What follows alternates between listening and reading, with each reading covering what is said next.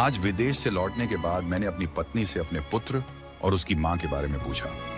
उसने कहा, तुम्हारी दासी की मृत्यु हो गई है और तुम्हारे पुत्र को मैंने 2 महीने से नहीं देखा। मुझे नहीं पता वह कहां चला गया।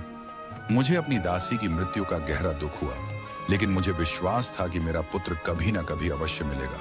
कुछ समय बाद मेरी पत्नी मेरे पास आई और बोली, गांव में एक शक्तिशाली तांत्रिक आया है। उसने बताया कि यदि हम एक गाय की बलि चढ़ाएं तो हमारा पुत्र लौट आएगा। पुत्र मोह में मैंने उसकी बात मान ली और ग्वाले से एक गाय लाने को कहा। लेकिन जब वह गाय आई तो मैं चौंक गया। वह कोई साधारण गाय नहीं थी, वह मेरी दासी थी, जिसे मेरी पत्नी ने तंत्र मंत्र से गाय बना दिया था। जैसे ही मैंने तलवार उठाई, वह गाय करुणा भरी आवाज में रोने लगी। उसकी आंखों से आंसू बह रहे थे।